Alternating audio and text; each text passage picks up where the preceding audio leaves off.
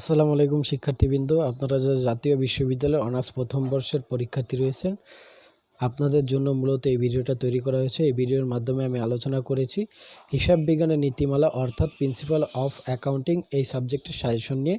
তাই না টেনে সম্পূর্ণ ভিডিওটি দেখুন। এখানে আপনারা ক বিভাগের কিছু কোশ্চেন দেখতে পাচ্ছেন।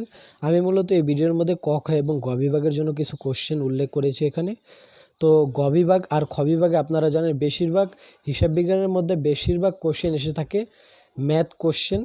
তো তারপরও পাশাপাশি খ বিভাগে কিছু কিছু 4 থেকে 5টার মতো কোশ্চেন এসে থাকে যেগুলো থিওরি থাকে। তো আমি এখানে 15টা থিওরি কোশ্চেন অ্যাড করেছি খ বিভাগের জন্য।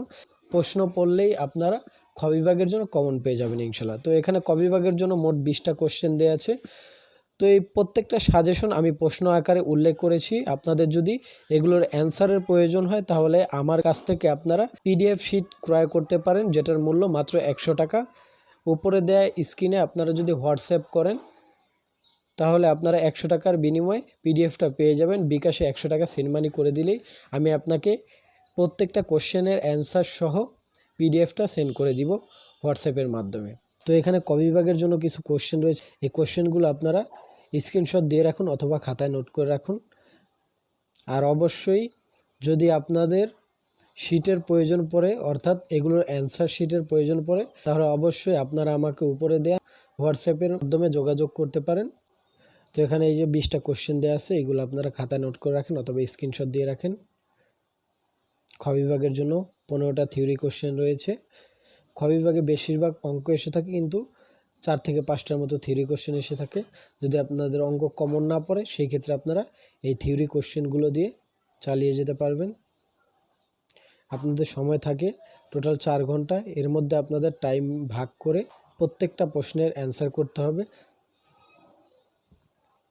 গ বিভাগের জন্য হচ্ছে অঙ্ক যে সকল কোশ্চেনগুলো এসে থাকে এখানে নোট আছে।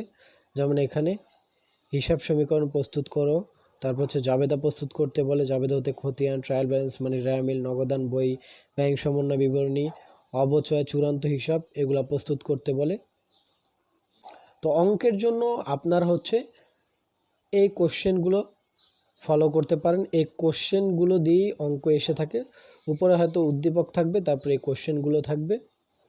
আর হচ্ছে এই টপিকের উপরে মূলত আপনারা অঙ্কগুলো প্র্যাকটিস করতে পারেন। এই টপিকের ওপর নির্ভর করে খ এবং গ বিভাগের অঙ্কগুলো এসে থাকে জাবেদা, খতিয়ান, ট্রায়াল ব্যালেন্স মানে রায়মিল, নগদান বই, ব্যাংক সমন্বয় বিবরণী, অবচয়, চূড়ান্ত হিসাব, হিসাব সমীকরণ, সমন্বয় দাখিলা।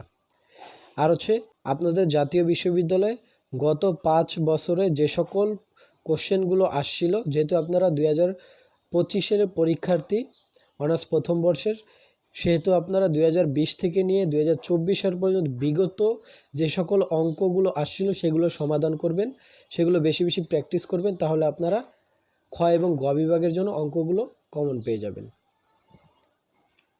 তো আপনারা কিভাবে 4 ঘন্টার মধ্যে প্রতিটা কোশ্চেন অ্যান্সার করবেন, মানে 80 মার্কের কোশ্চেন আপনারা অ্যান্সার করবেন, সেই বিষয়ে একটা ভিডিও দেওয়া আছে, আপনারা দেখে নেবেন। আজকের ভিডিওতে এই পর্যন্তই। আপনাদের যদি এরকম প্রতিটা সাবজেক্টের সাজেশনের দরকার পড়ে তাহলে অবশ্যই আমার চ্যানেলটিকে সাবস্ক্রাইব করে সাথে থাকুন।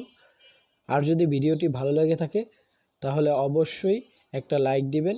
আর আপনার কোন কোন বিষয়ের ওপর সাজেশন দরকার সেটা কমেন্ট বক্সে জানান।